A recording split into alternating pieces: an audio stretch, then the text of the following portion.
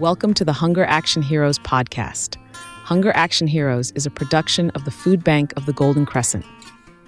The Food Bank of the Golden Crescent was established in 1986 as the Community Food Bank in Victoria, Texas. Our mission is helping heal the hurt of hunger in our 11-county service area: Calhoun, Colorado, DeWitt, Goliad, Gonzales, Jackson, Lavaca, Matagorda, Refugio, Victoria, and Wharton. We passionately advocate for a hunger-free Texas. Your host, Chris Doelle, will bring you a message from our sponsor and get right into the episode. Stick around. The Hunger Action Heroes podcast by the Food Bank of the Golden Crescent is made possible by the generous support of the HEB Hunger Relief Program. HEB Hunger Relief works year-round to fight hunger in Texas and Mexico. Hunger relief has been a key focus for HEB since the first store opened back in 1905. For more than a century now, HEB's commitment and involvement in the communities it serves has been an important part of the way the company does business. Since the inception of the Hunger Relief Program, HEB has donated over 1 billion pounds of food to help nourish neighbors in communities throughout Texas and Mexico. Thank you to the HEB Hunger Relief Program. All right, everybody join me in welcoming Marc A. Hinojosa from Victoria Christian Assistance Ministries, VCAM. Marc, welcome to the Hunger Action Heroes. Thank you. Thanks for the invite. Oh, you bet. So what I like to do is first go back. Tell me where you grew up. Born and raised here in Victoria, attended local schools and colleges here. Oh, nice. So you're a local boy, and how did you get involved with VCAM, or did you start somewhere else and then come to VCAM? I did. For the majority of my work career, I worked in the private sector, and then about 2005, I got involved with the Boys and Girls Club of Victoria. Yeah. So I kind of, I had just moved back into town, so while I was kind of working there with the kids, long story short, I was involved there for about 10 years, and I ended up being the executive director there for the last 4 years. Oh, nice. You say you moved back into town. Where were you in the meantime? I was in Houston for a couple of years. That was Basically, I took an early retirement at that point and moved back home. Got it. Yeah. It seems like a lot of people do that with Victoria, because that's our story. Myself and my wife, we couldn't wait to get out of here as soon as we graduated from high school. But we're back. Yeah, that's the same. I feel like I went full circle. And When you hear other locals might say, well, there's nothing to do around here, well, then you're not born and bred here, because I know there's plenty to do here in Victoria. Oh, there is. The show I do with Brother Gary, yeah, that's evident. I mean, that's all we do is talk about what to do, so there's a lot. So talk to me about VCAM itself, Victoria Christian Assistance Ministry. When did it begin, and how has it evolved? VCAM was established in 1986, and it was kind of established by a group of supporting churches, which still support VCAM to this day. That's almost 40 years later. And it was kind of designed to be primarily a food pantry. That's the foundation on which VCAM is built on. But they wanted to kind of make it a one-stop shop for those congregants from the different churches and stuff, because, we're non-denominational, so we get support from the Catholic churches, we get support from the Lutherans, from the Methodists and such. So they kind of wanted to make it VCAM, the originators of it, wanted to kind of make it a one-stop shop where people from those congregations that are needing assistance, primarily food, would just come to us and receive food. Nice. And talk about the importance of it being an interfaith ministry, because like you said, you've got a bunch of different denominations all working together. Yes, because internally, as far as how we work, we welcome anybody in. Anybody has the need and show that they have that need. Hunger's a big issue around, not only around here, but just around the world. So we open those doors, and those doors are basically from people of different faiths also. So it just kind of mirrors where the organization started and who we serve. Excellent. And now when you talk about service, you said primarily you were initially a pantry. Talk about some of the other services that you provide. Yeah, the foundation we're built on, again, is a food pantry, but yet we offer other services like we have a basic needs closet, and the basic needs it involves around any kind of household goods or any toiletries, anything like that we have, that we do have to offer. We have a family closet, which is a free clothing store. In fact, all of our services here are free, but it's a free clothing store there too. And in addition to that, whenever we do have some funding available, we'll offer financial assistance with some past due water bills and gas bills, prescription medications, and gasoline vouchers for out-of-town medical appointments. Very cool. And for people, who are thinking, I want to donate, I don't know, some food, or I want to donate some clothes, they think of the food bank, they think of Goodwill. Make the case for VCAM why that's where they should be coming. We give everything away. Yeah. It's a true not-for-profit, non-profit organization, and we work off of all of the proceeds, the donations, the grants, everything, all the monies we receive. It's all local here, and we service Victoria County, and that's where the money comes from. And that's where we put it back into the organization, and that's where we give it out in the form of groceries or other basic needs, like I mentioned earlier. Yeah. So again, I don't want to disparage on Goodwill, but it's a for-profit company, and like you said, if you give your jeans to VCAM, they don't get sold to the public; they get given to the public. That is correct. If you can fit it in a bag that we give it to you, you can take it with you. I love that. And what have you seen as far as changes with VCAM since you kind of took over? I started in 2016, and I didn't have that much knowledge about it, so I learned pretty quickly from my predecessor and also from the people that are involved in the organization, and that's primarily the board members. And what's nice about the board members is VCAM is a volunteer-run organization, so they're all involved firsthand in the operation. So, as board members, they get to see the financial aspect of it, but they get to see, the rewards that are from, given to those people that are in need. I love that. And there's been so much since I've been here.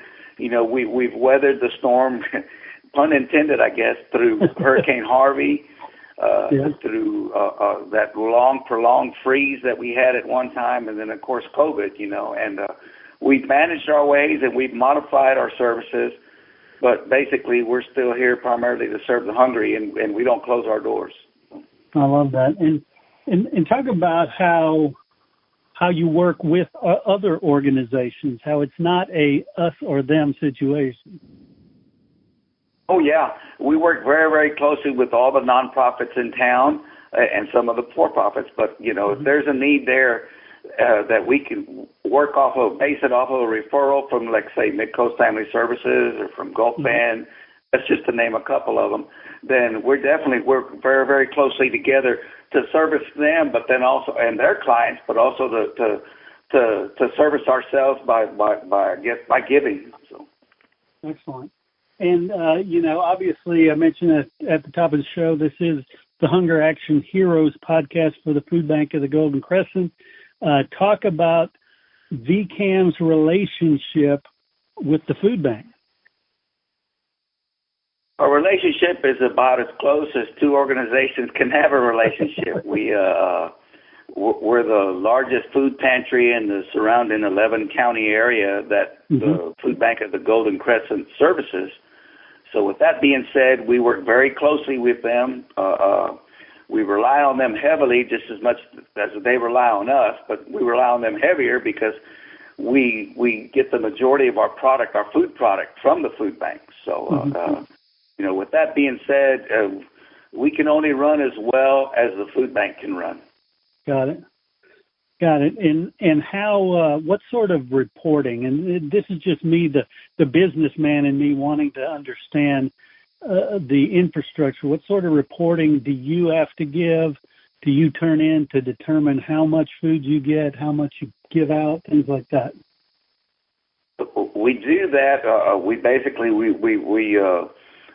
track that on a monthly basis, and then ends up in our financial report for the annual year. And we kind of, the thing we try to track the most, or I myself being the director, is how much of a percentage of the food that we're getting from the food bank, either by purchasing from them or by donations, right. Opposed to what we have to purchase retail if for some reason they're short on inventory of certain staple items that we put out in our food boxes. So take, for instance, last year in 2024, and I just finished the numbers on that, we were able to purchase 75% of our product from the food bank, and opposed to the other 25% was purchased retail. Those are the kind of numbers that we use to try to stay afloat, to better right. serve the community, but to keep the doors open to VCAM. So, and you're talking just with food purchases alone, you're talking about a budget of anywhere from $110,000 to $120,000 annually. Oh, wow. And how many people do you serve, and whether it's annually or monthly or however you track it? The best way to figure it, because it averages out more evenly, is monthly. And we'll serve anywhere from 1,400 to 1,500 families. That's just the households per month. And when we average that out to the numbers that are in each household, because we track statistics too on the front end on our data entry side, and that's used for grant purposes and such. But when those numbers, it usually averages out to just under 3 persons per household. So, you do the math on that, 1,500 times 3, and you figure out how many people we're touching in Victoria County. Yeah, that's a pretty big impact, and that's now. Here maybe 2 to 3 years back, we were serving on average maybe about 1,000 to 1,100. With the state of the economy, especially after COVID, with the drastic reduction in the SNAP program and stuff, our numbers have increased dramatically. Yeah, and that was my next question, was what sort of trends have you seen in the Victoria area in terms of need? It's a straight upward trend as far as numbers go and what we're serving. We're seeing people that, that are now aware of our services, but they get to see it firsthand because, they're out of work or things are slow at work at their job, or, they had that massive reduction, in the SNAP program. So the need is definitely there for them. Yeah. Yeah. And what about talk about what the food bank has meant to the organization and how it has grown, that relationship. I can probably say by the amount of, if our inventory grows as the food bank grows. So as they've gotten bigger, we've kind of mirrored that also because, overall they feed more, I won't say directly food, but food pantries than they've ever served before. So we kind of mirror that, and being the largest one in the surrounding counties and being open on a regular basis, that relationship, if it's not on a daily basis that we're keeping in touch with them one way or another, then it's definitely weekly because, we order weekly from the food bank. So we keep in close touch with them, and that relationship is very, very strong. There's no other words I can put for it other than it's a very strong relationship. Mm-hmm. Got it. And then as far as the people, somebody who's interested in finding out more, how do they get a hold of you? Probably the easiest, most direct way is a phone call, of course. Mm-hmm. But, since our hours are limited to morning hours, probably the best served way would be going to vcamvictoria.org, and there's direct links to my email personally, and also for volunteer purposes, donation purposes. We've got a direct link to our PayPal, there, and the PayPal that we use is for local nonprofit. Well, it's for nonprofits, period. So there's no processing involved in that. So let's say someone wants to donate directly to VCAM, they can do it, monetarily, or they can, do food or clothing drives, things of toiletry drives, or they can just reach out to us on what are your needs, just by clicking the link on there to email directly to myself. Excellent. And what about your physical location? If they wanted to come by, where is it? Sure. We're located downtown Victoria. We're at the corner of Forest Street and Liberty. Our actual physical address is 108 North Liberty. I guess the closest focal point to us is we're a block away from the public library. So. Oh, yeah. If somebody wants to volunteer, what sort of volunteer opportunities are there, and then how do they move forward on that? We have different areas where they can volunteer, and it's specific. We have a volunteer form that's on a link on our website. So, it depends. The best way to do is just come and visit our operation, but there's other areas. There's front office work that can be done, some filing and some data intake from the clients that do come in. There's our family closet clothing store. They can sort donations. They can do customer service, or they can do the food pantry. And there's different levels to the food pantry. They can do the food assembly. They can stack our inventory shelves. They can work directly with the clients and offering up the food boxes. Excellent. And who would they? Who's the point of contact for them? Is it you, or do you have other, people who handle that? We have a volunteer coordinator here. Her name is Rosemary Voigt, and she's our volunteer coordinator, and that's the direct link to, how to get here. So. Got it. Gosh, Mr. Hinojosa, I want to thank you so much for sharing some information there and sharing kind of your mission. Is there anything else that they should know that I failed to ask? No, other than the fact that I want to go ahead and repeat our hours. We're open most weekdays. We observe holidays too, but we're open Monday, Friday, 9 a.m. to noon. That's Monday through Friday. So that's the main thing to know, and then, of course, where we're at. And we're true to our mission of providing hope when things seem hopeless.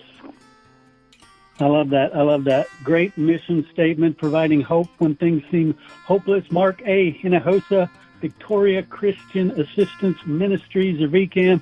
Gosh, thank you so much for being with us. Thank you, Chris, and thank God for the food bank of the Golden Crescents. Amen.